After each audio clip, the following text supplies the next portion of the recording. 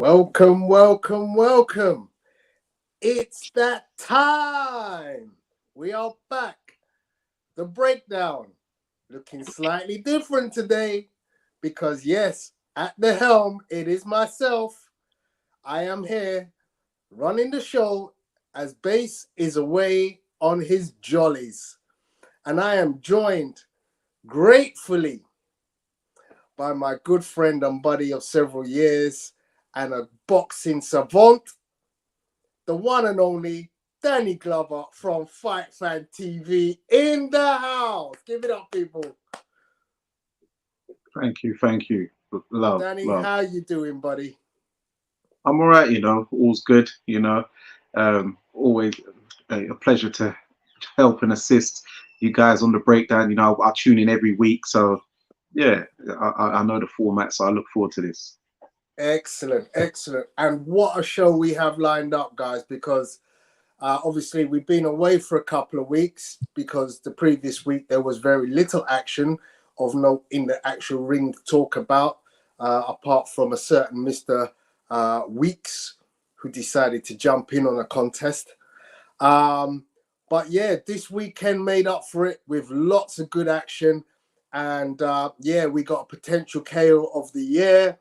And we have one of the most technically, sound boxing displays between two of the great fighters of the era today. So, without further delay, let's get into the chat. I'll say hello to the people who came in early, nice and early. First off, not sure if this is actually the first one, but Hot Pies in the house. Big up to yourself, Michael Januario. Not a name I've seen before, but welcome, Michael. Thank you for joining us. Jam Downs, the hardest working man, 187. Big up yourself. Dan the man, big up to you. My own big brother, G Chain in the house. J Lands, what up?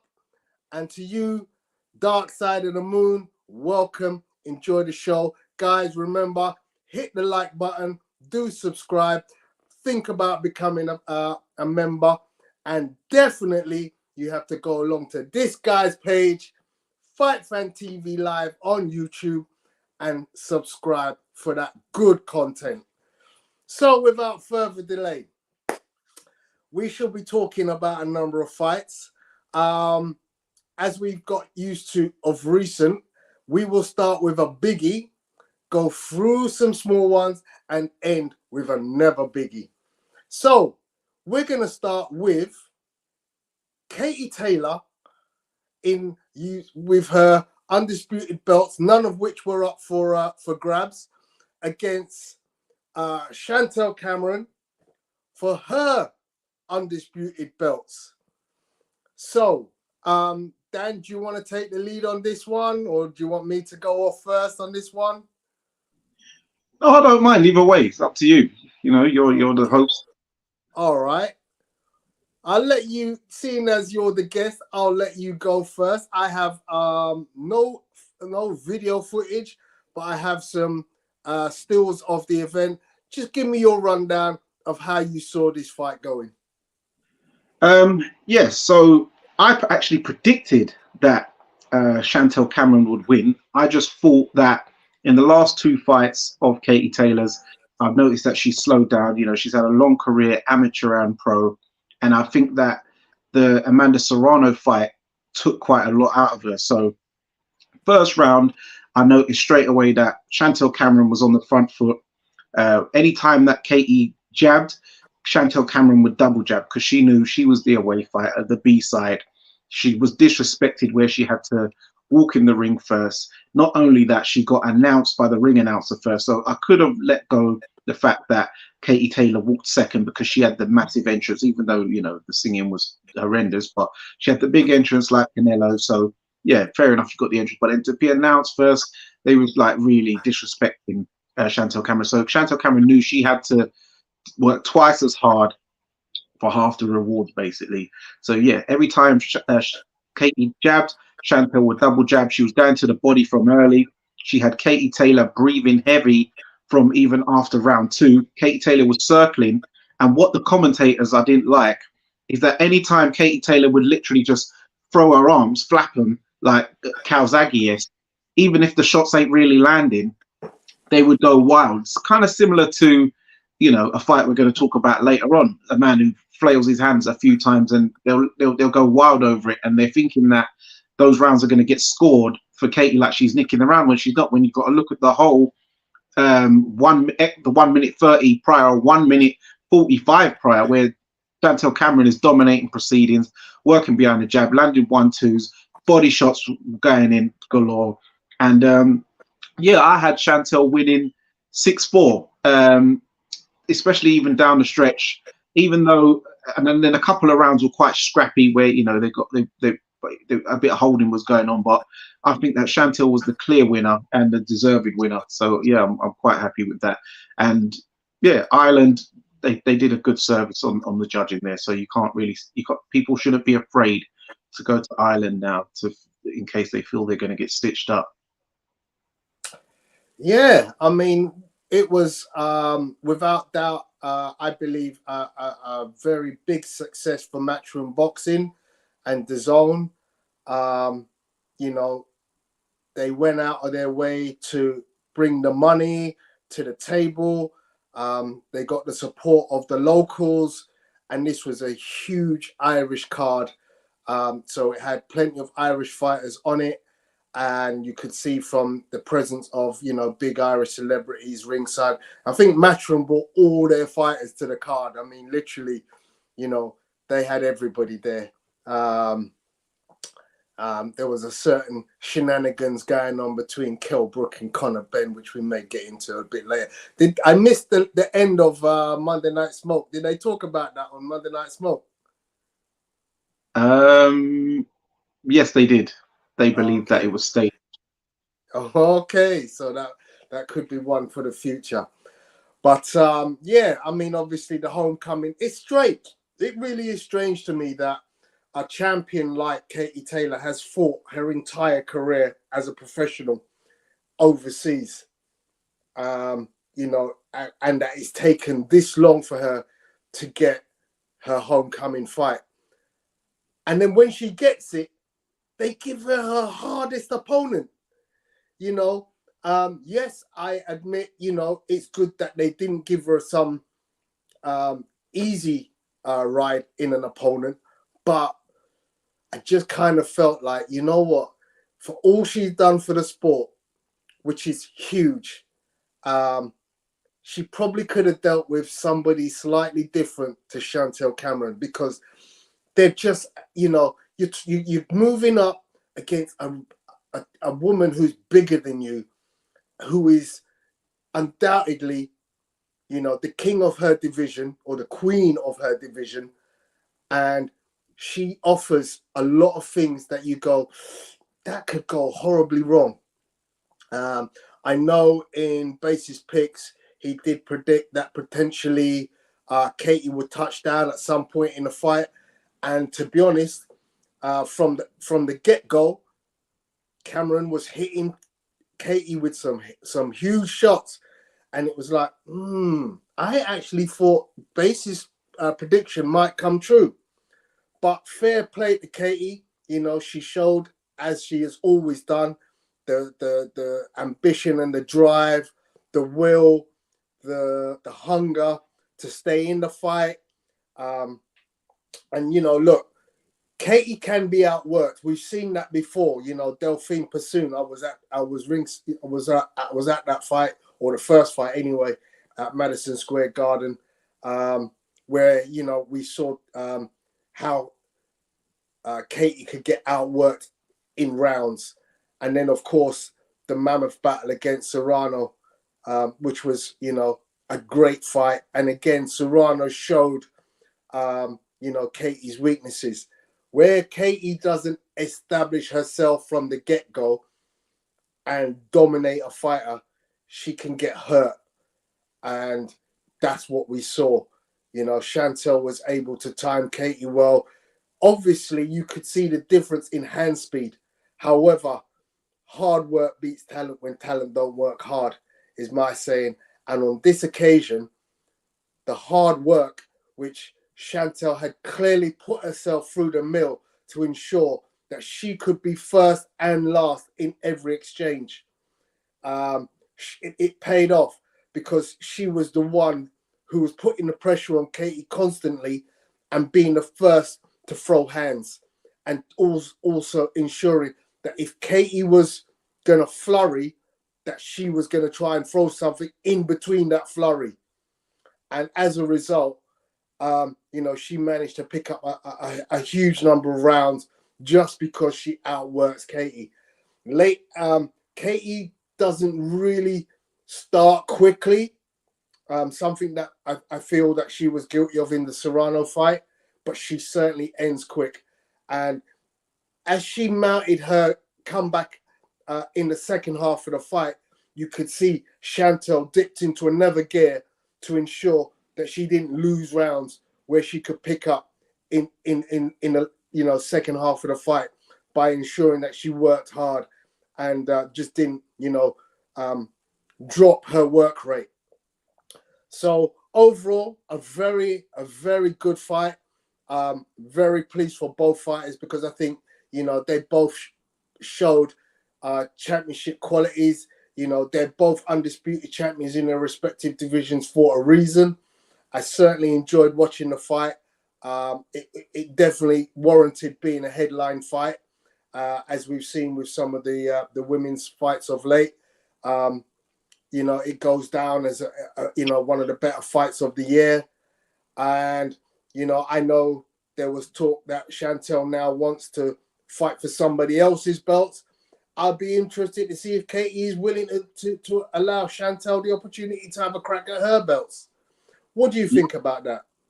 Yeah, that's what I was thinking. Either they have the rematch down at Katie Taylor's weight, or she gets Jessica McCaskill and rematches her for her belts going up a weight, because she's beaten both now and she hasn't got any rewards for it. Both women get to hold on to their undisputed titles, so I think it's only right that she gets a rematch with one of them at their weight division, because she can make both weight divisions. I also mentioned Chantel Cameron. She managed to, in the fight, when she punched Katie Taylor so hard that her braids came out, her little ponytails came out, and that really distracted her in some distress during the fight.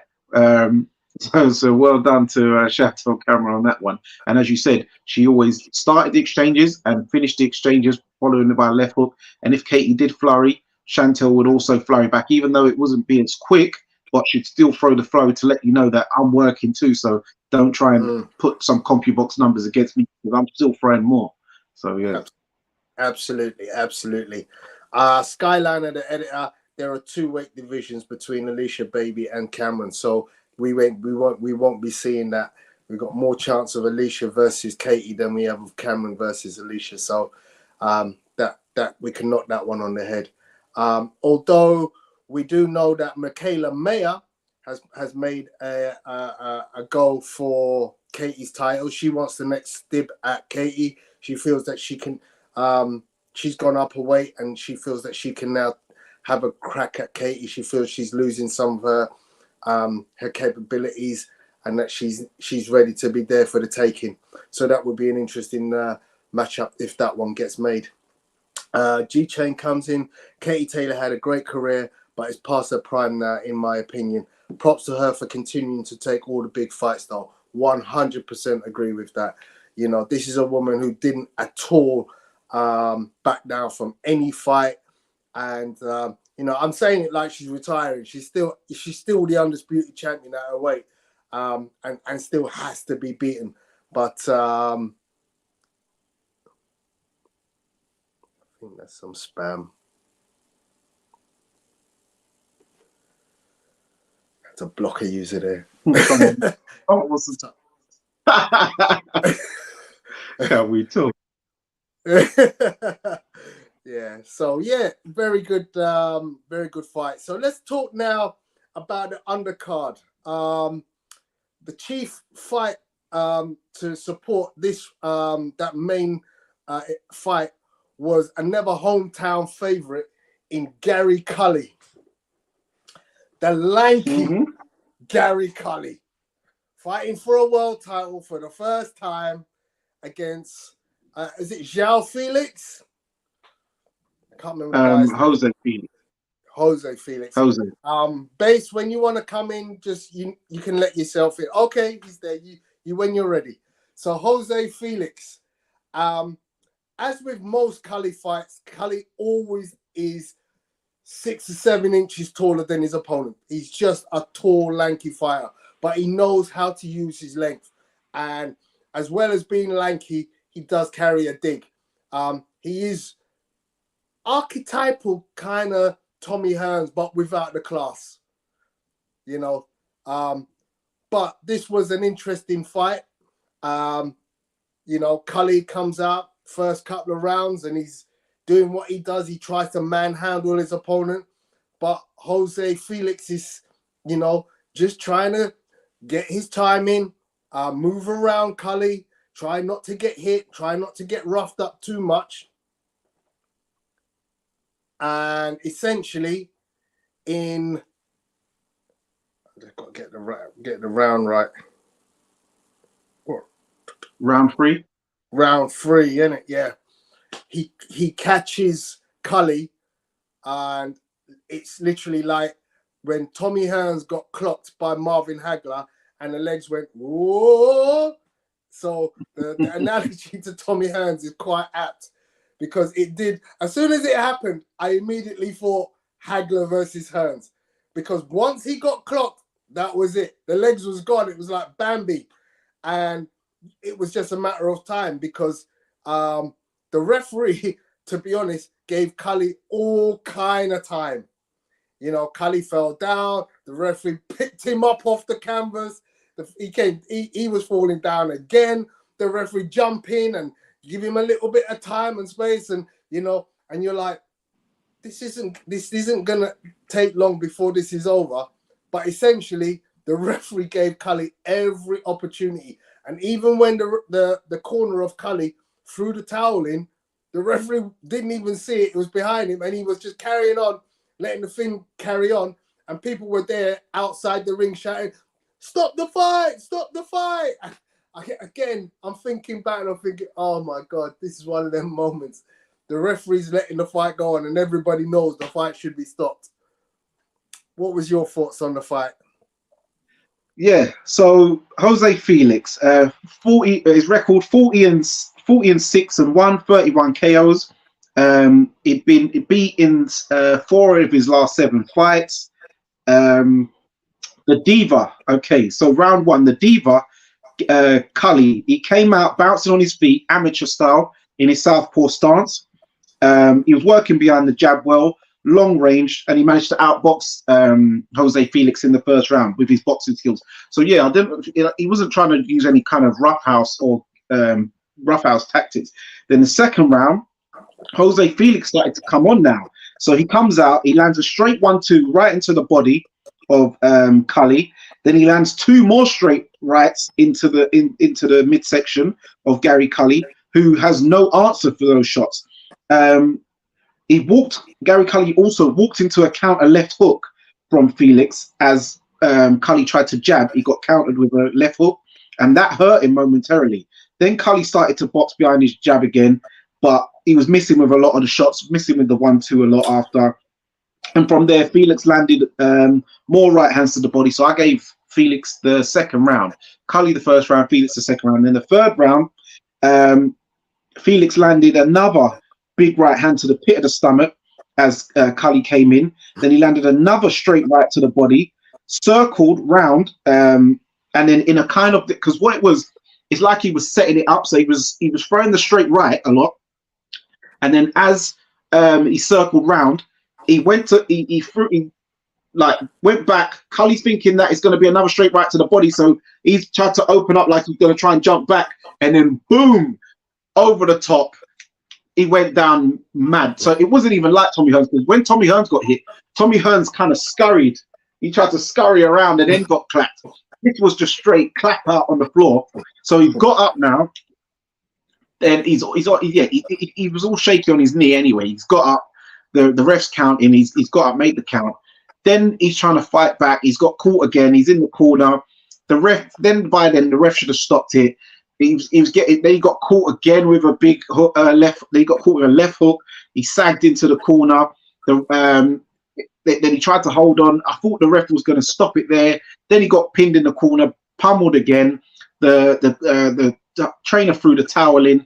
The ref, I don't know if he saw it. He may have saw it, but I thought the ref shook to stop it. He doesn't want to stop it because this is a hometown fighter, unbeaten in Ireland. If I stop this, I might not make it out this arena. All pints of big Guinness and Baileys bottles might fall up in his head. So he was worried. So it took security to stand on the apron and stop it because he was not going to let that towel dictate to him what was going to happen there. So yeah, it was he did not want to stop it. I know he saw the towel and he knew he should have stopped it, but he didn't want to get rushed because he's probably thinking about last week down York Hall after Ellis Zorro and what's his name, Hosea Burton. Yeah. I missed informed the listeners that this was a world title. It was a 10-rounder. But yeah. Interesting fight.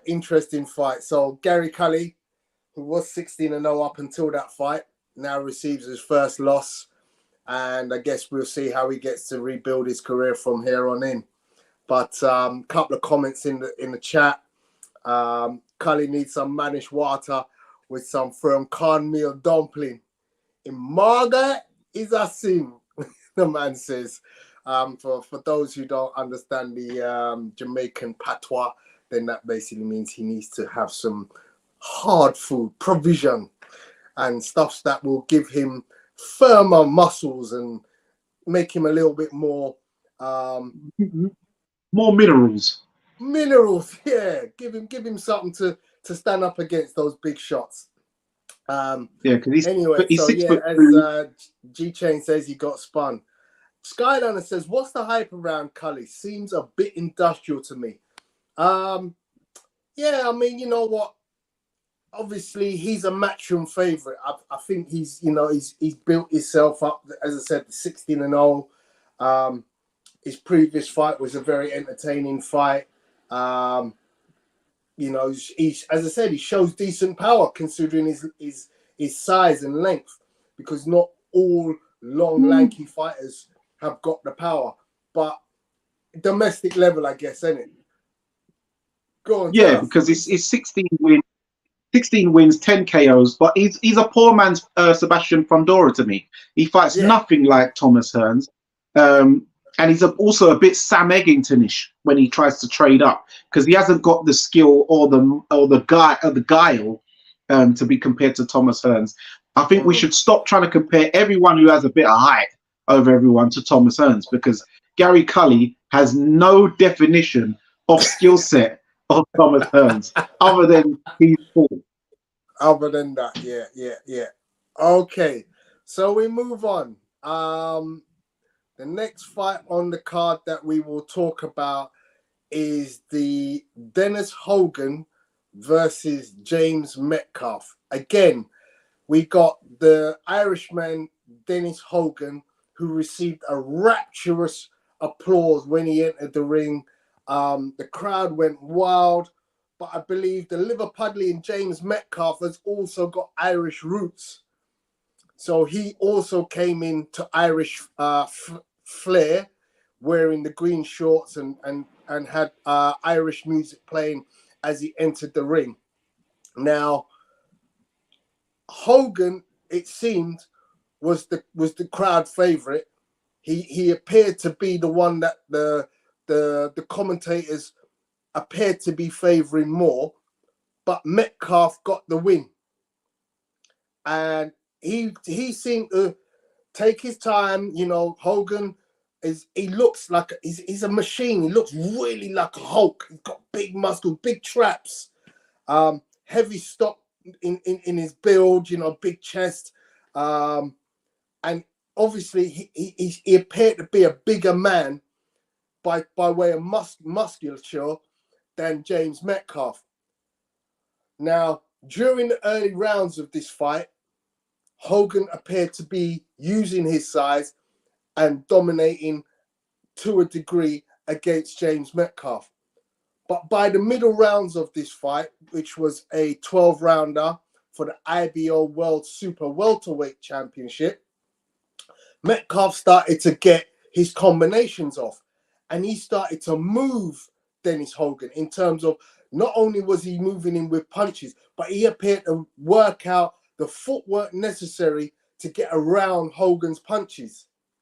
And it was at this stage, mid-rounds, where I suddenly realized if Metcalf keeps doing what he's doing, he could cause an upset here. And so it panned out. The fight went the distance, and the official scorecard was 2 117 110s and 115 112 to James Metcalf in what I thought was quite an entertaining fight. What was your thoughts on that one? Yeah, I think you're confusing them both a bit, because it's James Metcalf who has all the traps and the muscles, not Hogan. Hogan was 38 years old coming into it, so people thought he was a bit more over the hill than he managed to show. He's the one who had the hats and stuff. And James Metcalf, he's had a good run. He's to me, his face looks like a cross between Mikkel Kessler and Josh Warrington, if you look at him closely. You know what? It's so funny you said that, because I absolutely 100% agree with the Mikkel Kessler look-alike. I was saying that during the whole fight. This guy, facially, he looks so much like Kessler. Yeah. You're absolutely right. Yeah. And it was a workmanlike performance, yes. Hogan, he was met with a good reception because, you know, hometown and stuff like that. But Metcalf, he was the favorite to win, really, because he's got the form. And it was a workmanlike performance. A lot of inside fighting, hooks and stuff like that. And to me, he got the job done. Tough win. It was tougher than it probably was meant to expect, because Hogan did nearly cause the upset, because he did start to bank quite a lot of those mid to late rounds, like 7, 8, 9, 10, and then Metcalf got the 10th and 11th. But yeah, I think that Metcalf, he done more than enough in his workmanlike performance to get the victory. Yeah, I agree. Right, that's that one. The next fight, I think we've pretty much covered most of the big. Oh no, there's a couple more. Keithan Ajako versus Grant Dennis. Did you watch that one? No, I didn't manage to catch that one. That's the only one I didn't watch. Okay, so 10 round in the middleweight division. The 12-0 Keithan Ajako was fighting 18-4 Grant Dennis. This was an entertaining fight. Keithan Ajako is one to look out for. Again, he's one of these matchroom products that they're building him up slowly. They're feeding him the right people at the right time. And he's dealing with his opposition in the appropriate manner. I know the guy works hard at getting himself in shape so that he can, he slowly built himself through the different lengths of fight. And obviously now he's up to 10 rounders. He's able to show that I can go 10 rounds with a hard opponent and show dominance through the entire fight. So yeah, this was an entertaining fight. I thought Keithan done very well. He pretty much won most rounds for me, just using his jab well and using decent combinations. But also, Grant Dennis did offer some resistance. It wasn't an easy fight for Keithan, who has Irish background, by the way, which is why when you look at his first name, you go, that his name doesn't look anything like Keithan. But yeah, he won the fight on all three judges' scorecards by 100-90, meaning that he won every round. But let me tell you, none of those rounds was an easy round for him. Credit to Grant Dennis for coming in and giving him hard work for 10 rounds. But Keithan moves on, and look forward to seeing him in future fights. And the last one was at your request, Tommy Carty. Yep. Give us your So rundown of that performance and yeah, that knockout. yeah. So that was a little build up. The guy, you know, he was talking a lot. He was having a lot of trash talk and stuff. I was like, look at this proper heavyweights in the presser. So Eddie Hearn, I noticed his face was looking quite nervous, if in case they kicked off. But yeah, Thomas McCarthy started off well, but boxed it, managed to drop him early.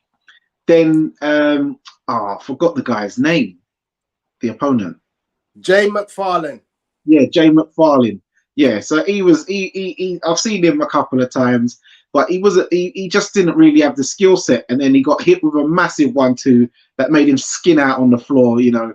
And because he had a kilt on, it made it even worse. It was like, oh mate, don't put me off my dinner. So he got yeah, he's skinning out on the floor. He was like, ah. And yeah, he got taken out nice and slippery. But yeah, that was a good performance by Thomas McCarthy. I met him when he boxed in London at the O2 Arena at that time. And yeah, good guy. And I think that he's a good addition to the heavyweight scene. So as I saw some people write on Twitter, they like to see him against some of the English boys over here. Yeah, I'd like to see him against Johnny Fisher at some point. That would be an interesting matchup. Yeah. But yeah, Thomas Carty goes on to 6-0 with 5 KOs. He's only seen the last bell once in his career. Yeah, interesting and good knockout. Good finish by him. Yeah. Jam Down, we'll come to your question a little bit later. I've just seen you put that in. Okay, so that completes our review of that particular show. We'll move on very swiftly across the water for the evening show from Las Vegas, which was headlined by Devin Haney versus Vasily Lomachenko. But before we get to the main event, we'll talk about the undercard. We'll start off with a couple of honorable mentions. First of which will be, you know, I like to promote and give a little bit of soundbite to any up-and-coming youngsters, and you would have heard me talk about this kid before. This one has sound, but it's only 15 seconds of the finish from a very good novice in Abdullah Mason.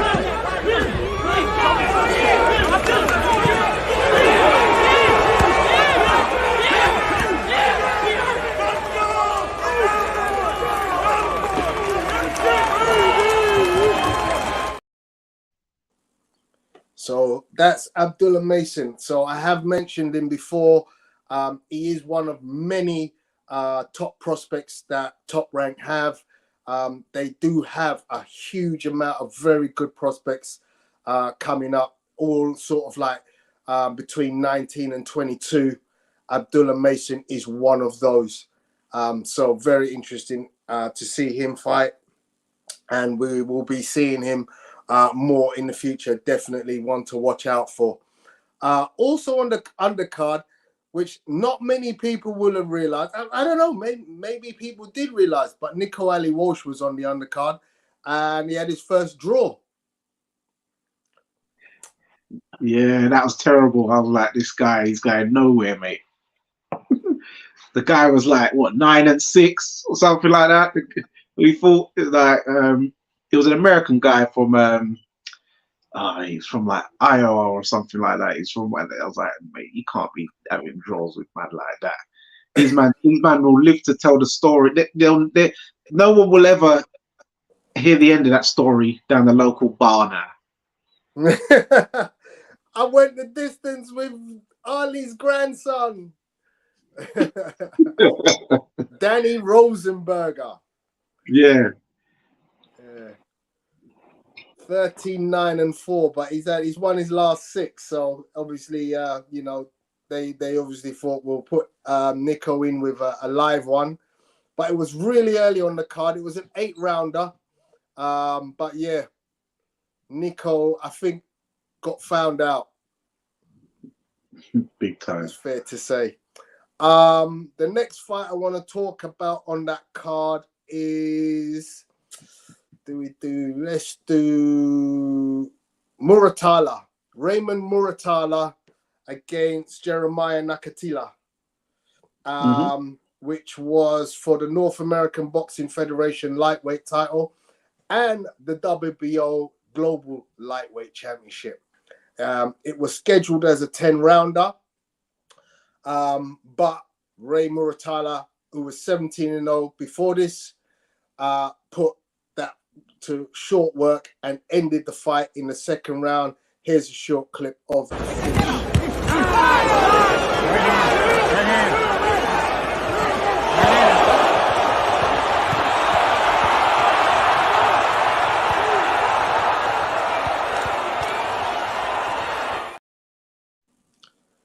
So again, another prospect that is on the top rank books. Muratala now moves to 18-0, and it's 15 KOs. He's definitely got power, and it will be interesting to see how his career progresses. What did you think of that one, Dan? Yeah, I watched that one. I think personally that it was a premature stoppage because there was nothing really going on in the first round or the second round. It's not like the guy was dominating the fight and you could see, it was like the first, piece of unloading. And yeah, he wobbled him a bit, but it's like, okay, he threw a barrage and the ref just jumped in. I thought that was too early. I wasn't really happy with that stoppage. So, okay. Yeah, I can't really gauge much of him because that's the first time I've seen him. So I need to see more of him to find out what he's really about and what he's really like, because that wasn't conclusive to me. Yeah. I agree. We need to see more of him. Then we'll talk very briefly. Oscar Valdez was back after a long layoff up against Adam Blue Nose Lopez. 16-4 Adam Lopez against the 30-1 Oscar Valdez. Obviously, coming off of his recent loss to Shakur Stevenson by unanimous decision. This was his comeback fight. He hadn't fought since April of last year, so just over a year. And this was an entertaining fight, actually. This was an entertaining fight. Adam Lopez, I've seen quite a lot of because I know his manager quite well.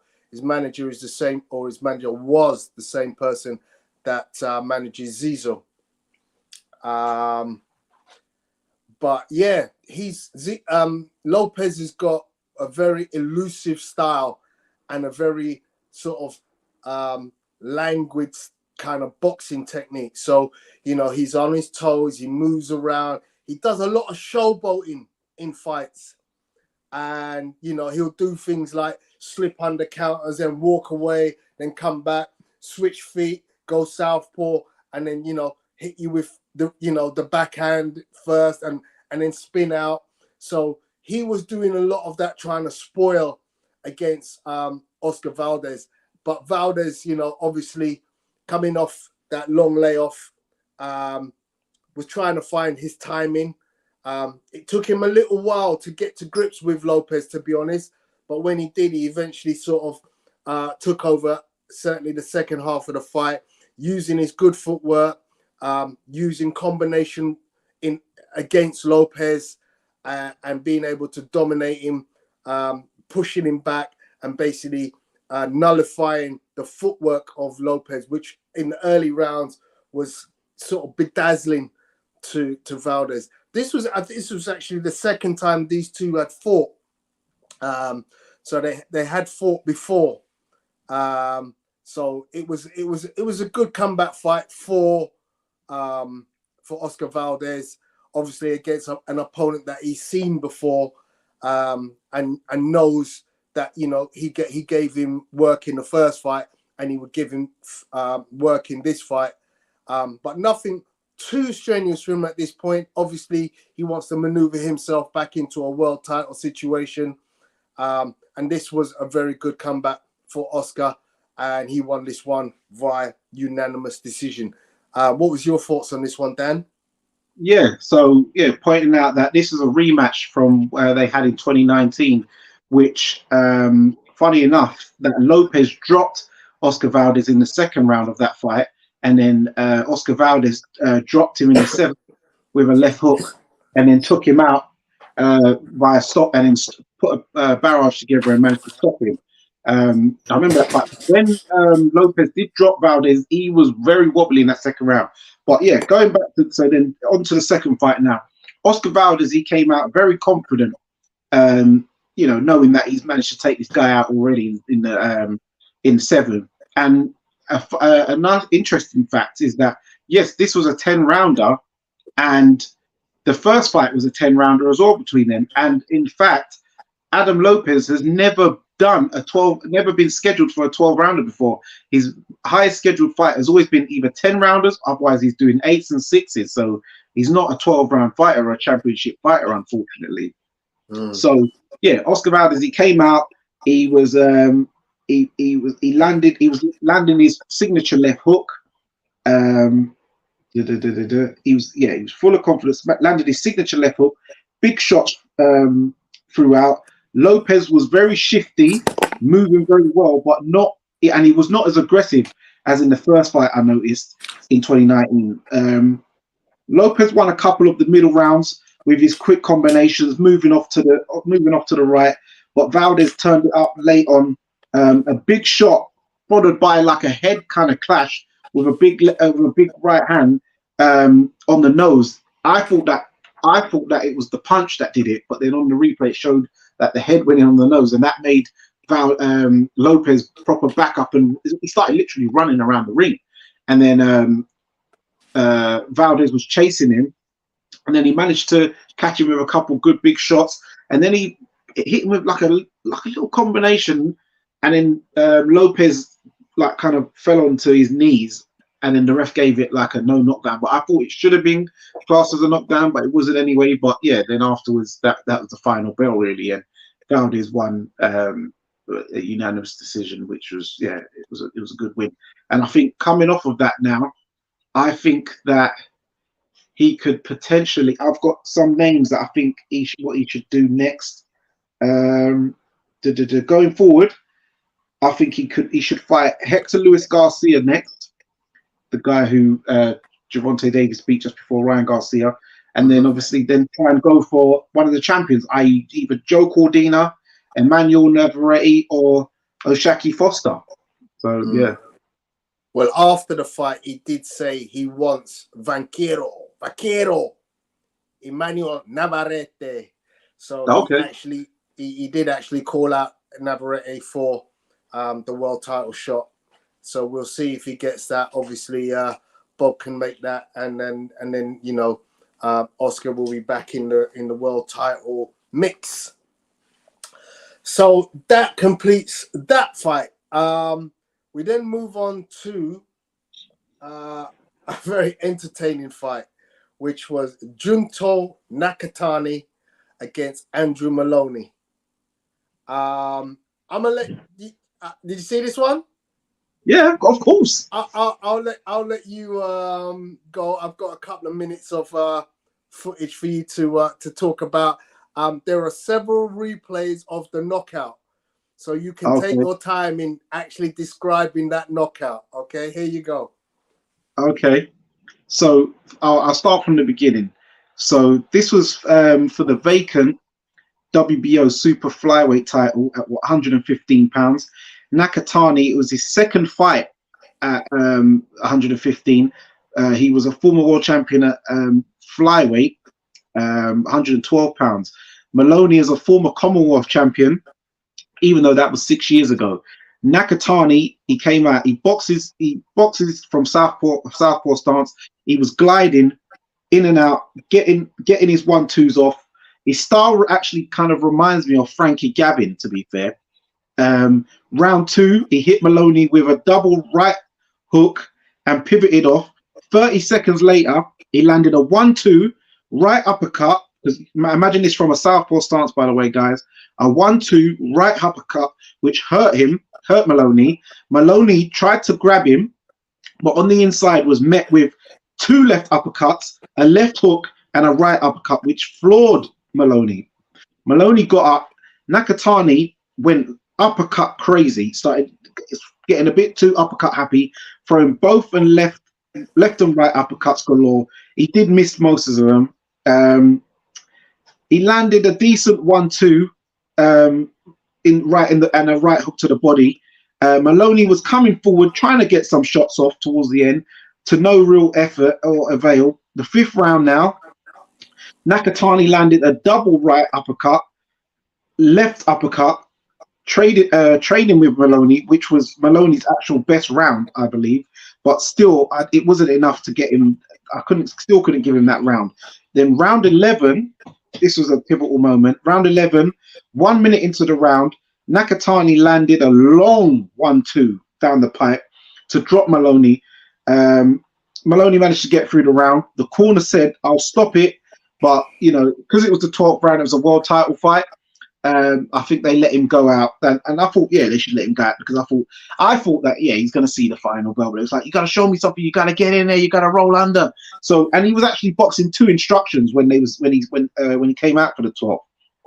So he was actually doing well. He was tying up, hitting on the inside, doing a bit of dirty boxing, and then unfortunately, 23 seconds left to go in the round, Nakatani landed a massive overhand left from hell, icing Maloney, KO of the year contender. Also, what I would say, you see with the massive KOs, yeah, America needs to start bringing in gas masks, because they don't. I noticed they never bring in the gas masks when people get knocked out, especially when you're talking about late knockouts when fatigue and exhaustion kicks in. They never bring in the gas mask like in Britain, so they need to sort out some kind of regulation. But look, okay, so here we go. What round is this one? 12. There it is. Oh, yeah. Sorry, let's see if it slowed down. Oh, yeah, it's just the way he did it. It was just a sweeper. It was just a sweet look, boom, and he just look. His head and his head and feet were both bouncing. Look, his head and feet bounced up and down. It was literally just his waist on the floor. Look, that's horrible. That is maximum violence right there. And I really thought he was going to make it to the final bell. And so now his corner, they're going to think, should we have pulled him out? But if I was his corner, I would have let him go out for the top, because I would have thought, you know, it's a world title fight. You only got to survive 3 minutes. And he was doing so well. But yeah, great win for Nakatani, because I remember the commentators were saying, oh, yeah, I don't think that he's got the power up at this new weight. I don't think that he's got the power to actually get it done. And then you saw the massive punch. I think he's got the power, mate. Yeah, so 25 wins, 19 KOs. That's a decent knockout ratio. And, you know, look, he's not quite Inui, the monster, but he certainly can bang. And, you know, look, I can't really add much to what you said. You basically broke that down to a T. You know, the finishing shot was a thing of beauty. You know, he comes down, he's put his head off center line and comes in with that left hook. It's just, I mean, wow. And to get my man to overhand left, sorry, he slumps him, and it's just like, jeez, definitely a contender for knockout of the year. So that's that one. Jam Down agrees with us. KO of the year for sure so far. We got a long time left because we ain't even reached the halfway point of the year. But yeah, very impressive performance for Junto going up weight, and it will be interesting to see where he goes next. Obviously, at those weights, there's a lot of good fighters. Any ideas where you think you might see him? Want to see him next? super flyweight. I'm not quite sure who's there at the moment. Coming base. Yeah, coming base, help us out.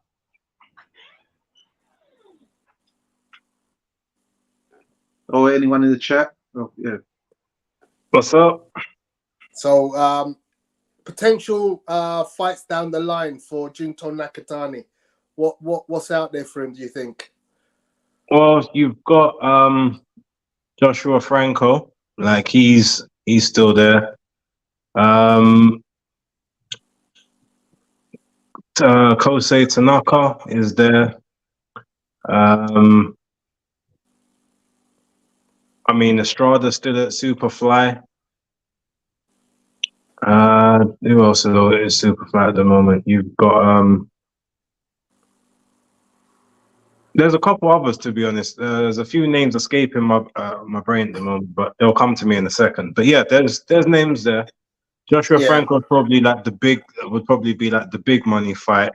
But yeah, like I said, Kosei Tanaka for me is a good one. I said before that I'd like to see Junto Nakatani versus Kosei Tanaka.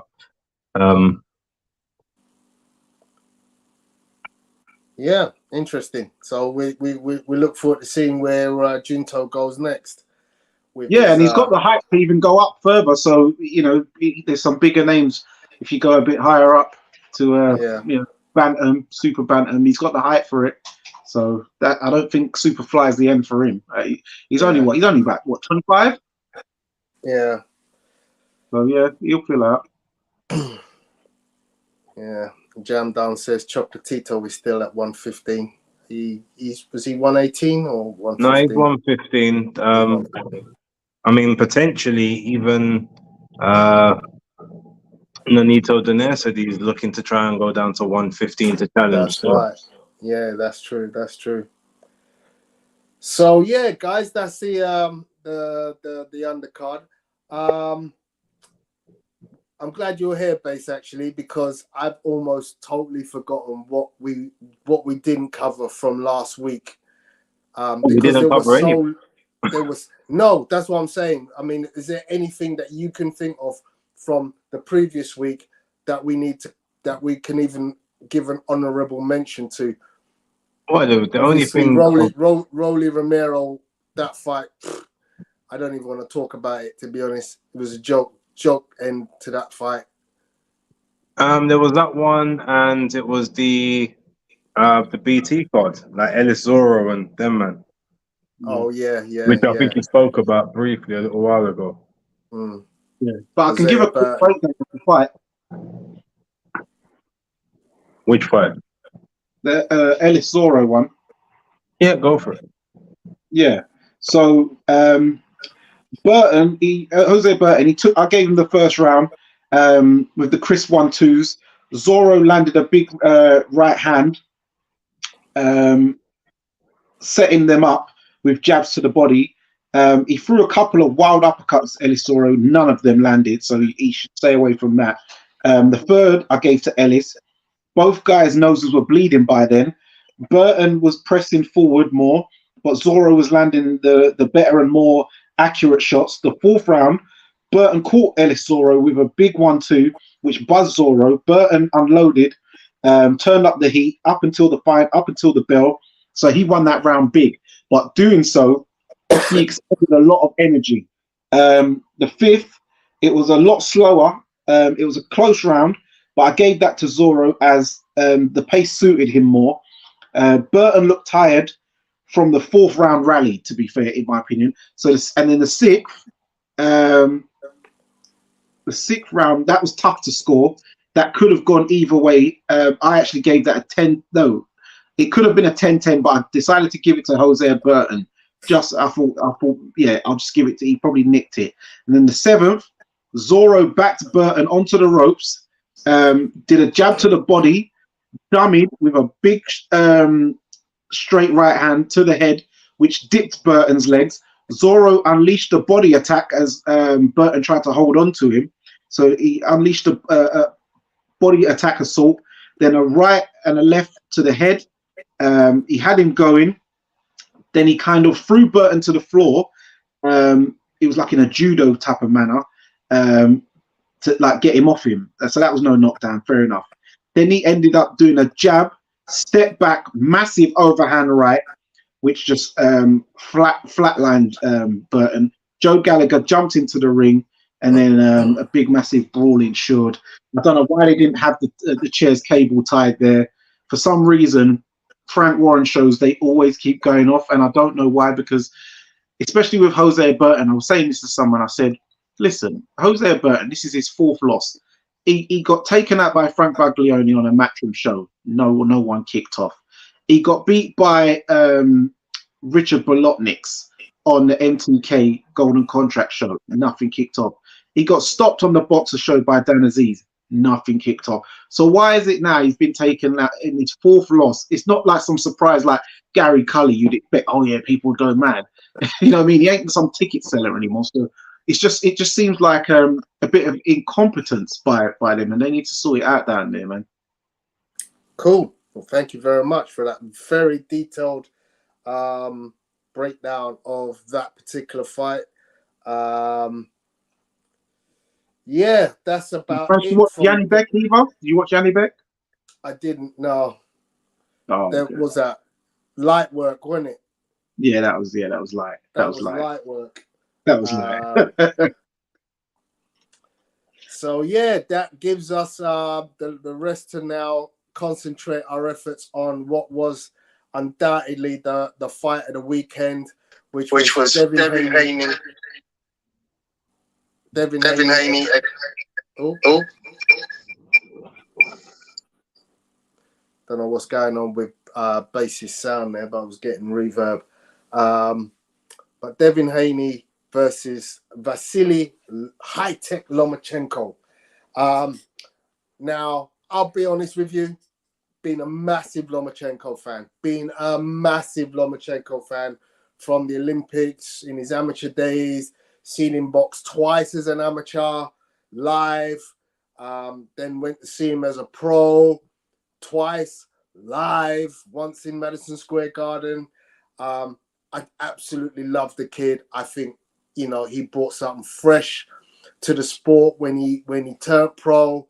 And without a doubt, as a boxing sort of connoisseur, watching Vasily Lomachenko work in his pomp was just a thing of beauty. I mean, you know, to see what he could do around fighters, you know, going through that stage where he was known as Vasily Nomaschenko, just beating guys up for fun and stopping them. Your sound is reverbing, bass. I don't know why. But yeah, I mean, I'm a massive fan of Vasily Lomachenko.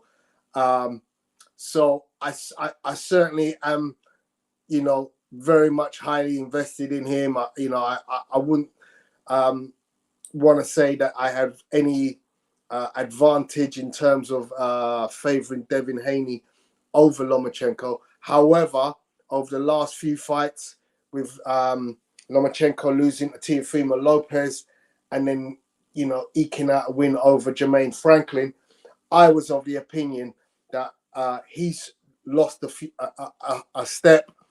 And, you know, to me, this was the perfect opportunity for Devin Haney, who to me, you know, if you listen to my review of the Kambosos second fight, I thought that was a masterpiece.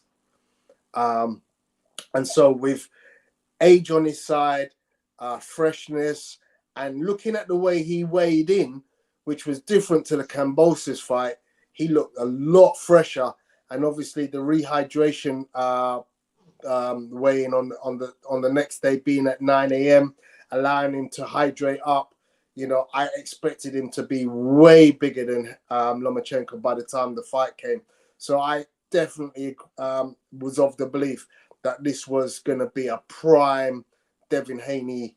There was no rehydration weigh-in. But there was a weigh-in, wasn't there? The initial weigh-in was at 9 a.m. and then the fight is obviously the day after, but there was no rehydration. Okay. So yeah, I mean, you know, he gets the opportunity to stack up the weight overnight, and yeah, I had Haney before the fight as my pre-fight pick.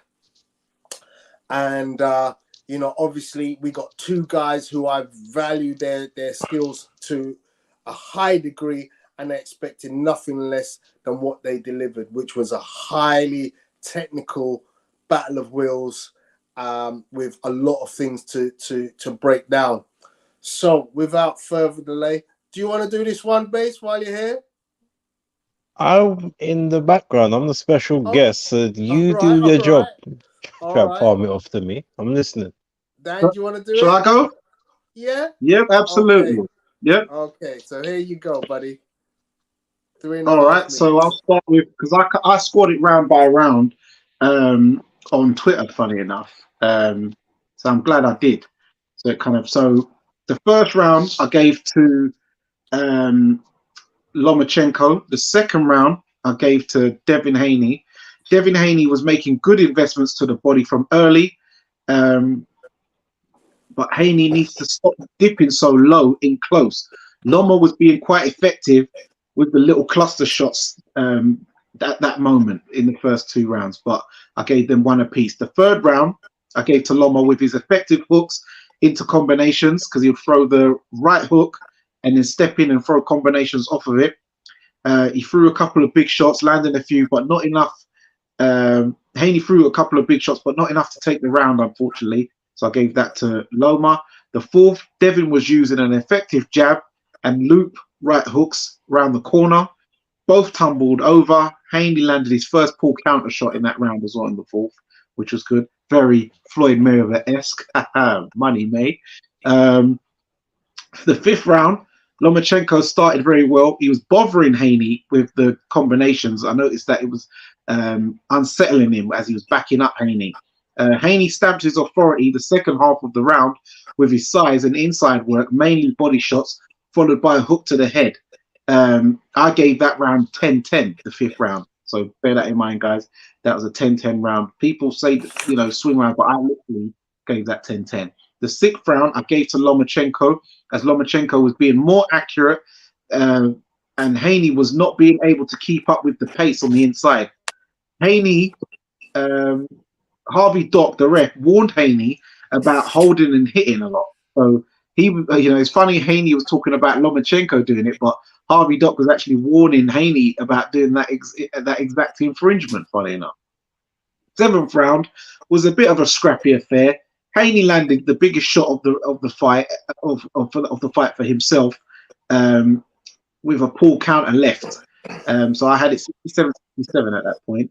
The eighth round in the fight, Loma had he'd been using a couple of judo hip toss moves, and he'd been more effective with his combinations in that round. The ninth, Haney started using his length finally to keep the distance with his trademark jab, you know, and plus body shots. So I gave Haney the ninth round. The 10th round, flurry combinations seemed to lift Haney, and it hurt him momentarily. Haney decided to try and walk down Loma, letting his hands go, but Loma was using his ballet type footwork, pivoting around and evading those shots and having a strong end of the round. The 11th round, Lomachenko lands big shots early in the round. Haney's legs looked a bit shaky, seemed to buckle. Both decided to trade in an exciting phone booth style fight, but Loma was getting the better of the exchanges with his shorter, faster hands. Then the 12th round, Haney landed pull counters straight right to the body, letting his hands go and tying Loma up on the inside. 3 big uppercuts shot to the body in a row, which seemed to hurt Lomachenko. Solid round for Devin Haney. You want my final score, or should we wait for that? I'll give you final score. My final score was 115, 114 to Lomachenko. Cool. So just so the guys can know, I have spent part of my day today compiling a little chart, because I listened to Monday Night Smoke last night, and it was clear to me that there was so much difference of opinion in terms of how this fight went, who won what, where and how. And as a result, I compiled a little chart, which I'll show you now, which highlights the differentials. Now, what you have here is the official scoring by round, not 10-point must system, by round. And the red H's are where judges, fans, supporters, ourselves here in the chat have judged Haney to win, and the L's are Lomachenko rounds. Now, there are some green rounds which I've highlighted because, to me, they're controversial rounds where people have given a decision, and I've got one of them myself. My 5th round, I've put a green around it because it appears that everybody had Haney winning, and I've also got in there the punches thrown or the punches landed, and also the power punches landed. And you can see that in round 5, for instance, CompuBox shows that Haney landed more, and he also landed more power punches. But I had that down as a split, a swing round. KG had that down as a Lomachenko round. Yeah, we can forget KG score. But yeah, I only put him there because he was kind of started, but then he got to round 6. He was like, I don't know what I'm doing. Anyway, can I bring this fact up at this point up? One quickly. So I remember yesterday KG said, the first 8 rounds, I couldn't separate them. I couldn't score it. So my question is, but yet he was saying it was a robbery. So I'm like, if you couldn't score the first 8 rounds to either man properly, then who's to say, if you're saying they were all swing rounds, then who's to say that the champion in his hometown doesn't get the rubber or green of the first 8 rounds? So he's already basically won the fight. Do you know why? Do you know why he said that though, or why he would say it's a robbery? It's the same thing I've been saying. The story of that fight in one singular motion shows you Lomachenko took the fight, because at the back end he finished stronger. At the front end, it's kind of nip and tuck for some people. The whole motion of it looks like it's a Lomachenko crescendo. That's what it looks like.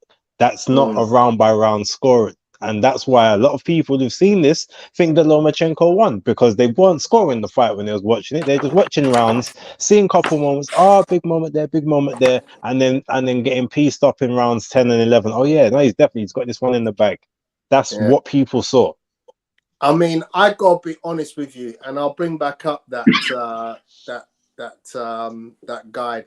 You know, I had to look at this fight a couple of times, and specifically rounds where I was looking and thinking, how did I see this round so different?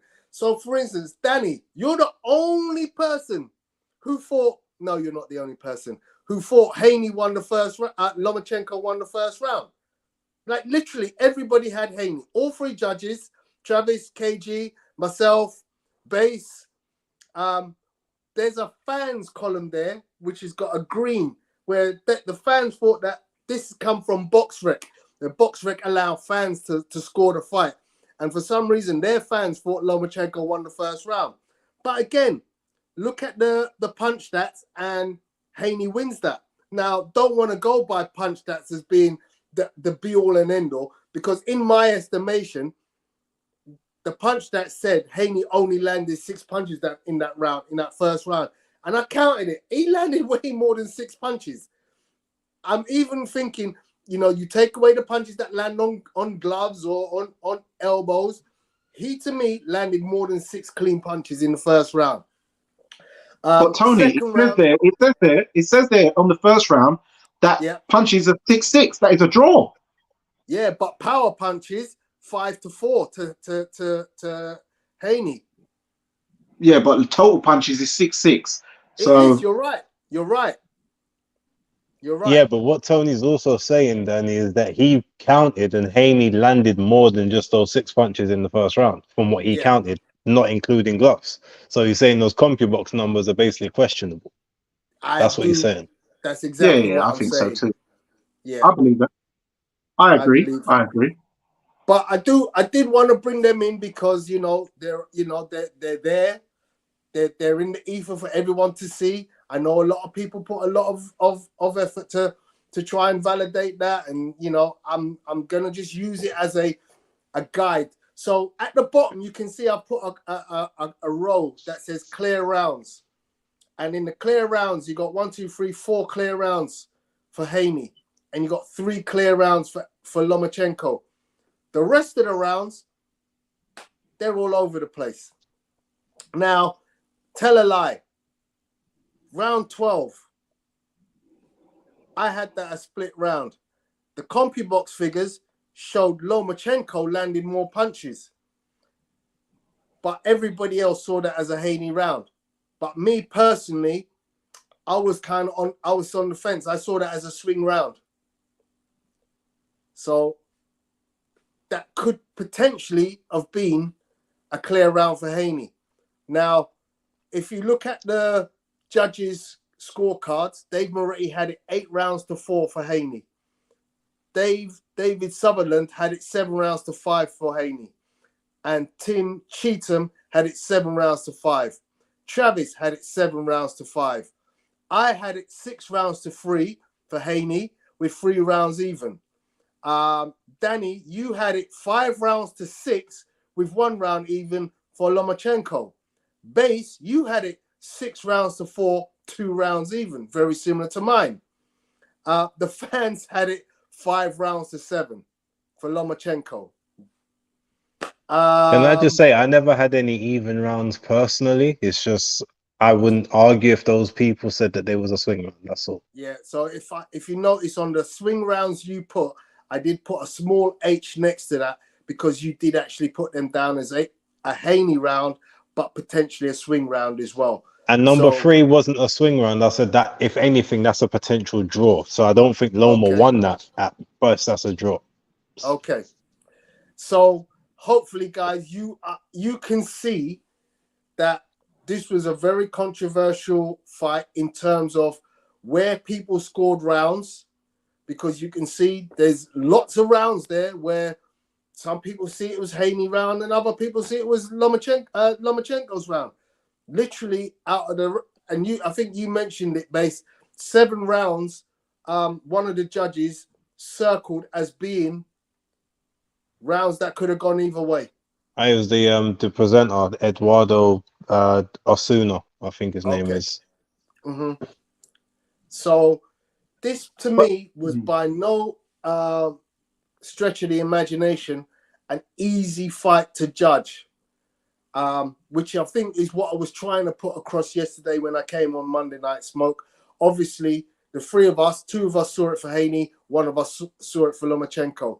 I will now play the video again. Base, do you want to say your piece over it? Yeah, I'll talk a little bit. Okay, let me set it up again. I mean, ultimately, so look, this was a very high level fight. It was very tactical, but it wasn't just a chess match of like, you know, you jab, I jab. Okay, I'll try to put you into this position. They both pretty much went at it from the opening bell.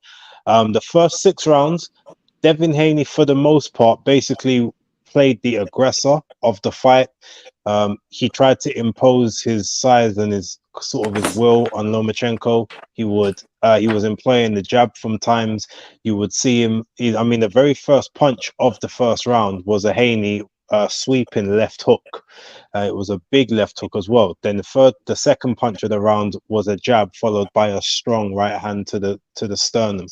So and it's telling for people who say that Loma won the first round, he literally didn't throw a punch for the entire first minute, and at that same moment had been hit by about 6 or 7 different shots by Devin, some grazing, some effective, but Devin was doing the majority of the work.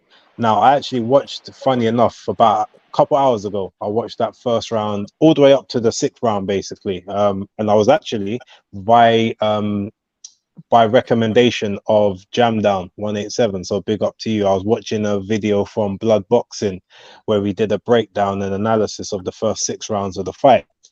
And pretty much in almost every single flurry that Lomachenko enacted in those first 6 rounds, almost nothing landed, minus maybe 1 or 2 grazing shots here or there, but everything else was being slip, rattled, and rolled.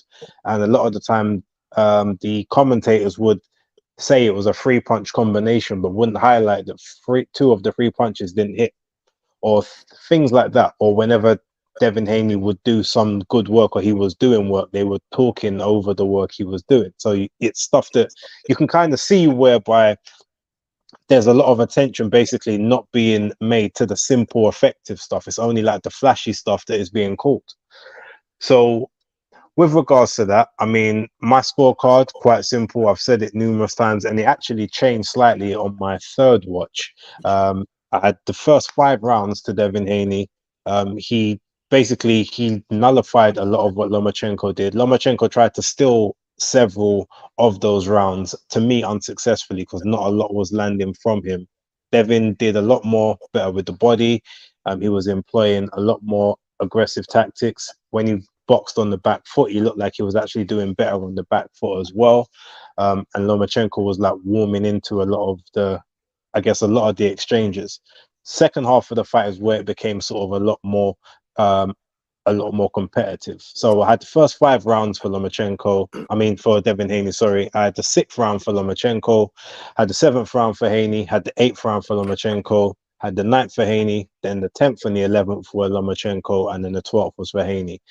Now, within that, I said the 3rd round potentially could have been a draw.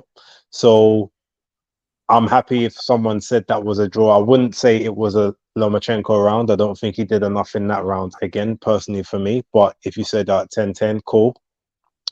Some people say 5th round was a swing. Initially, I said it possibly was, but when I watched it back again, no swing on that. That was quite cleanly a Haney round. The 6th round was the closest in terms of a swing out of the 2, to be fair. The 6th, that was a round where, again, at some points I was looking, I think Haney got that, but I'm like, no, when I'm looking at it, maybe Loma did just scrape that one, even though he didn't actually do a huge amount of work, but I think he controlled the pace of that round more, which is why I kind of gave him that one. But again, that's another round you almost could have still given to Devin Haney because a lot of the judges did. The majority of the judges did, and I think Max Kellerman did as well. 7th round, to me, clear Haney round as well. 8th round was a clear Loma round. I know a lot of people said that one might be a bit close. No, Loma got that quite comfortably. 9th round was probably Devin's 2nd best round of the fight after the 1st, in my opinion. But then obviously got turned up 10th and 11th, where Loma was basically, at this point now, the flurries are actually catching. A lot is landing. He's pushing the pace. Devin's starting to wilt just a little bit. Concentration's going a little bit. Loma's still got a bit more in the engine, a bit more in the tank. He's just landing a bit more frequently, hurting Devin, but Devin's still competitive in the 10th. He's not out on his feet. He's not just in survival mode. He's trying to fire back at spots, and he's just maintaining himself within the ring. 11th round, obviously, that's where Loma basically, I feel like he gives it his all. And ultimately in the 12th round, I think he pretty much if I'm honest, I think he actually almost blew his gasket, blew himself out in the 11th, and was trying to take a bit of time to he had to recover a little bit in the 12th. So he was throwing a lot of arm punches, more sort of pity pat, as opposed to actually trying to go for the kill like he did in the 11th. And Devin was maneuvering around the ring quite a bit. He was catching Loma, I feel, with the cleaner shots in that round as well. He was fighting off the back foot. Yeah, he was sort of getting marched around, but he was able to avoid enough sort of clean work for me to say that Devin took the 12th. So ultimately, I had it scored 116, 112 or 116, 113 to Devin Haney. I saw 8 rounds in there whereby he was a lot more consistent and he won more of the round and not just moments within it. As much as I can see it the other way, I don't have an issue with anyone who thinks that Loma won. I just when you watch it through the cold light of day, through all 3 minutes, the person you see acting more, who is busier and more effective throughout the majority of the rounds, is Devin Haney, with Loma basically trying to steal the show at points here and there. That's kind of how I saw it. Excellent. Well done. Thank you very much. Speaking of which, just before you say anything, Tony, thank you for just reminding me, because I put this to you in the WhatsApp chat, and I think So within this fight, the judges, there was 5 rounds that the judges agreed on for Devin Haney, which was the first, the 4th, the 7th, the 5th. No, sorry, there's the 4th, the 5th, the 9th, and the 12th. The judges only agreed on 2 rounds unanimously for Lomachenko, which was the 2nd and the 11th. Now, admittedly, they should have had the 10th in there as well. Don't know why they didn't. I'm not sure what Moretti saw, but having watched that round, I can kind of see, okay, Devin wasn't getting pieced up until the 11th. The 10th is like with the start of the piecing, but Devin was again being active at the first part of the round and was still trying to be competitive. So while I don't know how you give him the round, I can see it was a lot more competitive than people had it. But that being said, unanimously, the judges said there's 5 rounds that Haney has won clearly, and then there's only 2 rounds that Loma's won clearly. So that tells you what the real true like round by round scoring, the breakdown of how this fight was, and the fact that in all essence the right person won. Because if the judges can unanimously like get that many rounds for one person and they're all on different sides of the ring, they have to have been seeing the same thing, in my opinion. And the fact that we all agreed with pretty much everything that you just, with the exception of Dani for round 1, everybody had round 1 for Haney. Everyone has 4 and 5 for Haney. Everyone has round 9 for Haney. Pretty much everyone has round 12, but I had that as a swing round. And then, as you said, the 3 rounds only upset by the Moretti scorecard for round 10, that Lomachenko. So it's kind of, you can see that there's a way in which potentially with all the rounds where they're split decisions, and some people see it one way, some people see it the other. You could go draw. You could potentially see Loma nicking it by 1, but certainly it looks like more people see Haney winning his rounds more significantly than people see Loma winning his rounds.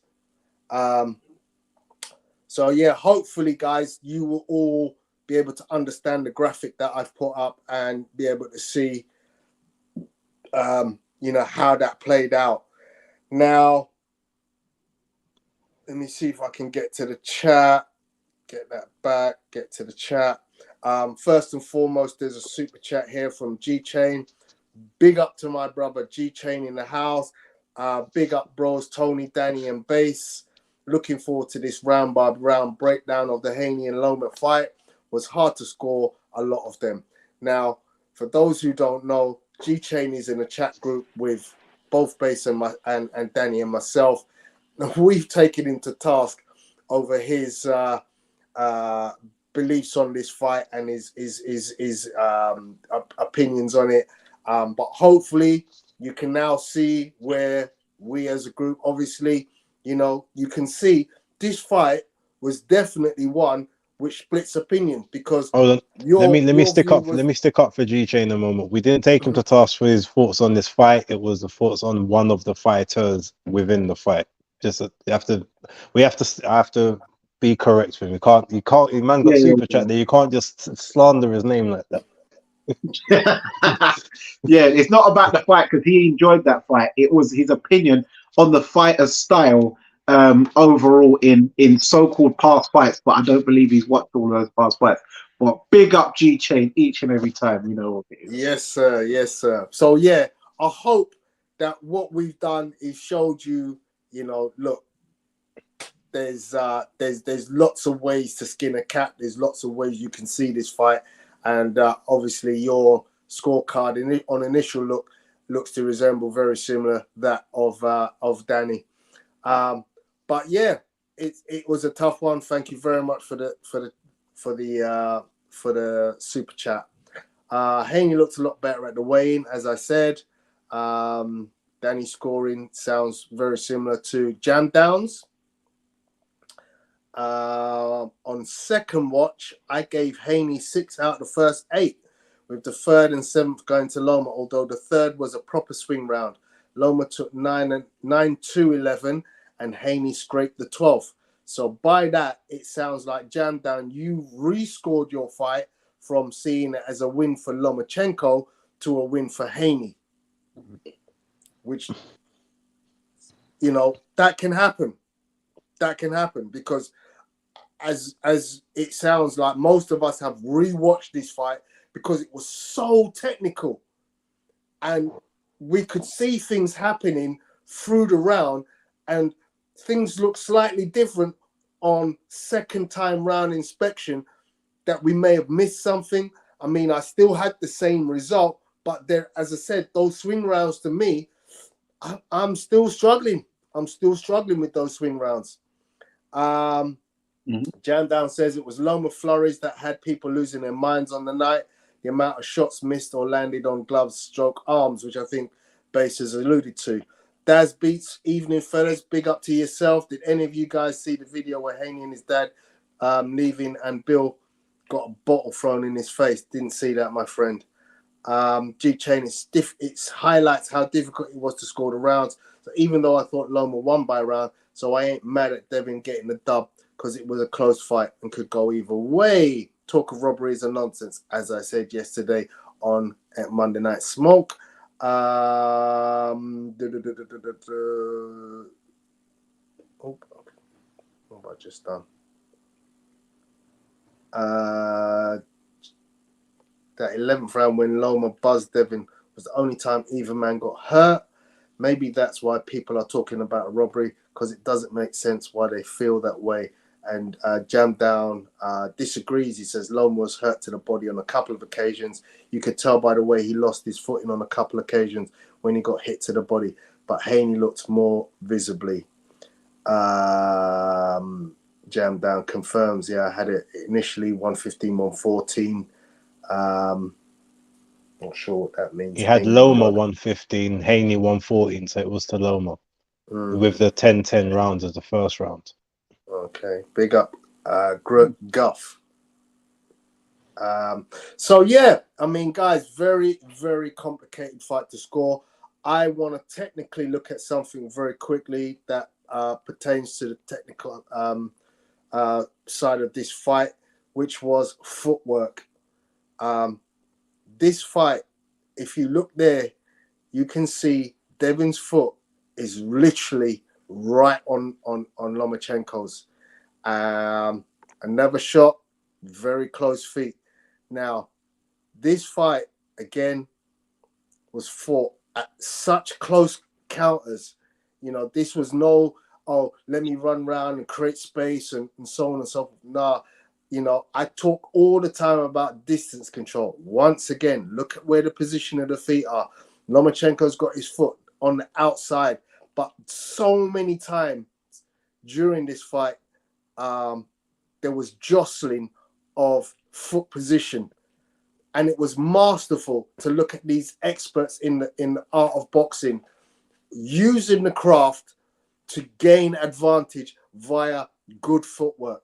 Now, Devin Haney's footwork is, I mentioned it the last time round against Kambosos, and I'll say it again. The kid has beautiful feet. He has beautiful feet. Now, Lomachenko, as anybody knows, has the matrix in his footwork, because he does stuff with his feet where you're like, what the hell did you just do? And he often finds himself... Base. Sounds like Tony's trying to go on OnlyFans or something. Stop saying that! On a pedicure. Oh, he had Sorry, to take keep it there. going. Take it there. Anyway, I don't care. I'm salivating over this fight, yeah, because Over his beautiful feet. He has got beautiful footwork. So Lomachenko's footwork is complicated, And when you study the way Haney prepared for Loma's movements from the get-go, and I think it was Max Kellerman, because I listened to both sets of commentary. I listened to the Sky commentary, and then I listened to the Top Rank commentary, which was, I think Max Kellerman was doing. And he said it, or it might have been Tim Bradley, that from the get-go, Devin Haney had the antidote to Lomachenko's footwork. And effectively, Loma couldn't do his usual pivots where he could find himself at an angle just teeing off on a guy. Every time Loma made that move, Devin had a counter move which would put him in a position where he could effectively still throw punches and be effective. So from a footwork perspective, this was a beautiful fight to watch, because there were certain things where I'm looking and thinking, boy, who's going to win the outside foot battle, which is normally where Southpaw versus Orthodox, the winner comes from the guy who gets his dominant foot on the outside of the opponent. So this was one of them fights where they were jostling to and fro through the whole fight. The next thing that was technically I very much saw a lot of was the jab jousting. So again, you got the right hand joust from Lomachenko with the right foot forward, and you have the left hand joust with the left foot forward from Devin Haney. And this is, again, a very technical aspect of the way these two boxed.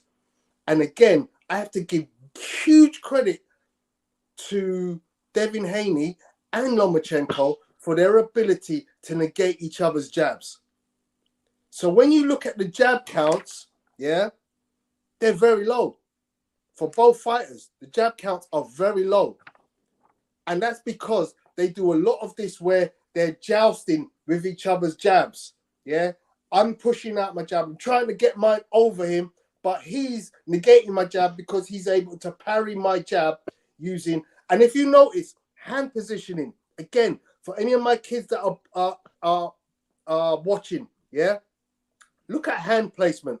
None of these guys is going with a Philly shell or got their hands down around the waist. No, they're all 12 rounds. Their hands are up, ready, hands in a good position, ready to guard against fast attacks, because they've both got very good hand speed. Yeah. And they're negating each other by using lots of feints, you know, level changes, lateral movement. So this is an absolute joy of a fight to watch from a technical perspective. But at the same time, it makes it very difficult to score. So what else have I noted here? The fact that they're both willing to stand toe-to-toe, the hand positioning, both fighters defensively very strong. The jab jousting. Now, something else came to me, which is when Devin Haney rolls underneath any of the punches from Lomachenko, Lomachenko does a bit of a nasty. And this is where, when Devin said in the pre-fight that Devin's a dirty fighter, it's actually Lomachenko who's a little bit dirty. Or was it? No, it's the other way around. It was Loma. Devin said the Loma's a dirty fighter. Loma's dirty, and Loma was dirty in certain ways, because whenever Devin rolls under, Loma quickly jumps on his back. And so you see a lot of this situation where Devin is underneath Loma and Loma is pushing down, very much like the way that Tyson Fury uses, or Klitschko uses their weight to push down on the head of the opposing fighter. So Loma got told about this in a couple of rounds, but he continually used the tactic to gain advantage by leveraging on the back of Devin Haney. Right. What else have I got? Devin Haney's jab. Obviously, very effective. I mentioned about them jousting a lot, but Devin has the best jab in the lightweight division. That's a fact.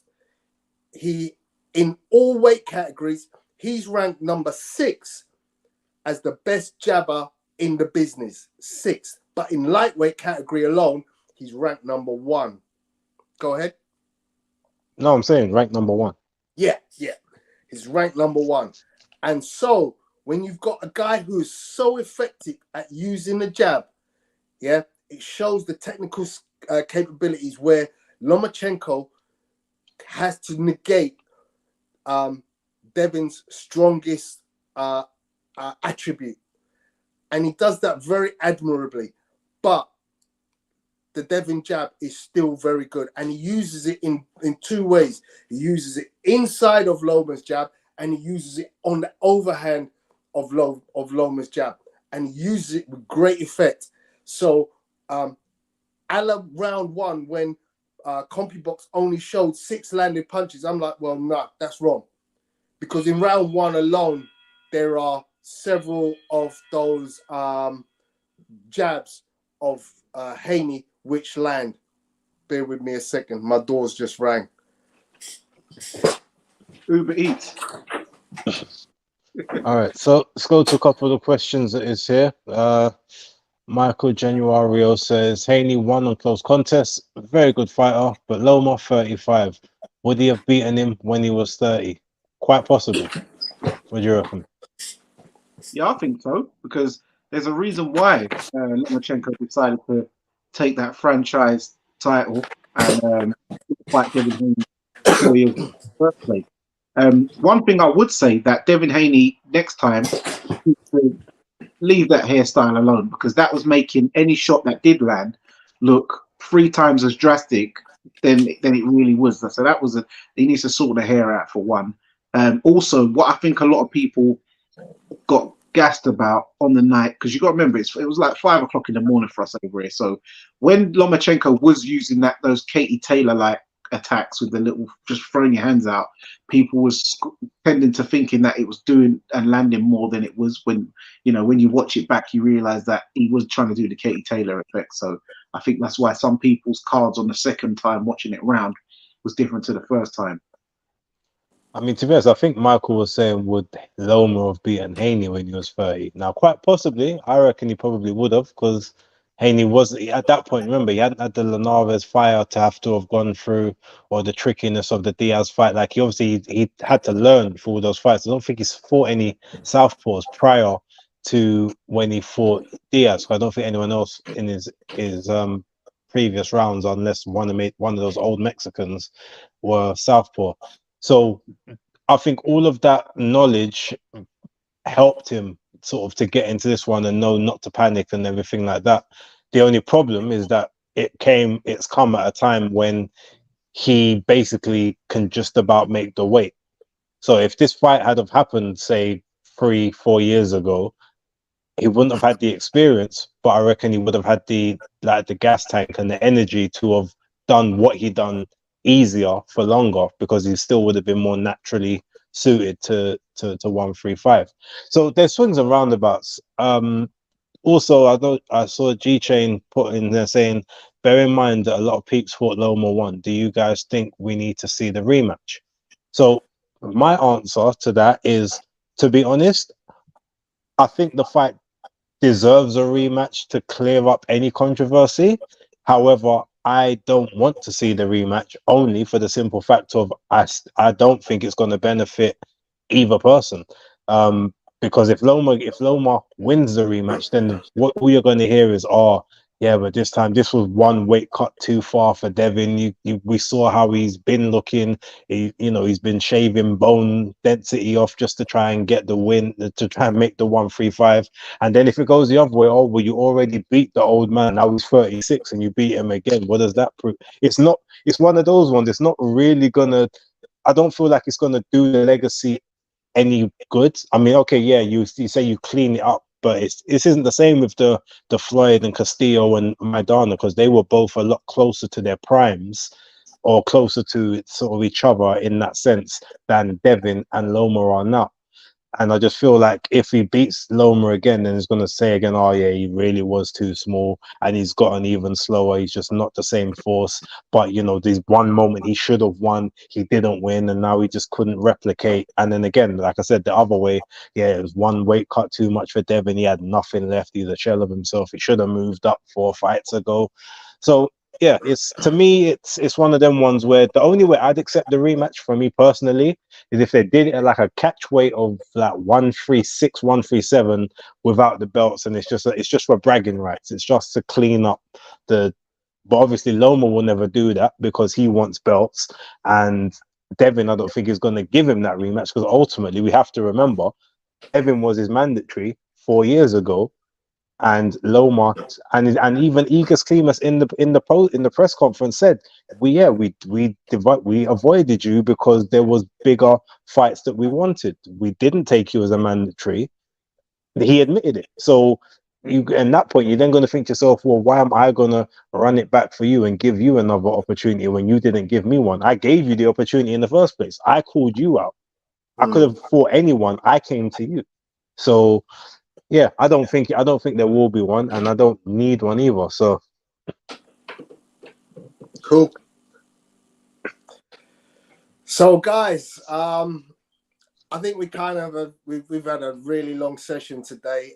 We have probably done the longest on one fight that we've ever done, but it was such a good fight. And as I said yesterday, in the history of fight controversies, I don't know many fights that have had a split of the boxing public over who won a fight as much as this one for a very long time. Can you guys think of anyone? maybe Catterall Taylor. No, that wasn't split. They were well, okay, maybe not split. You're right. I'm thinking of Triple G controversy. Canelo 2. Yeah, Maybe. yeah, but then you got to go back through the annals of history, like to your day, Tony. You know, when you're talking about Marvin Hagler, Sugar Ray Leonard, Nigel Benn, Chris Eubank. No, I know one. Recent. Both the rematches for Chocolatito and Estrada. Yeah. Most people thought Chocolatito got robbed, and I still do. I've watched both of them. I still think he won both of those, but there's arguments. I will accept arguments on the third fight for Estrada winning, never the second one, but it was very split by some people. So yeah. Cool. Oh, also another recent-ish one was Andre Ward Kovalev one, which I was at in Vegas. And fun enough, because that was scored 115, 113 on all 3 judges' scorecards. So as we've been talking about, there's a difference between a robbery and a close decision. So yeah, people need to stop with it should have been a split decision, because a split decision doesn't make a win any more or less than a unanimous one that close. What I will say about the Andre Ward one, though, I feel like those scorecards are potentially wrong if you look at the fact of Ward got dropped in that fight. So it should have either been 114, 113, or it should have been 115, 112. Yeah, and I know it was one. Well, I think it was. What was it? 115, 113? Let me double. If it's 115, 113, that negates the knockdown. Yeah, because that was definitely a 10-8 round 2 when he got dropped. I know that.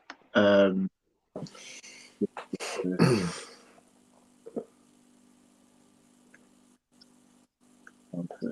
Let me just get the official score.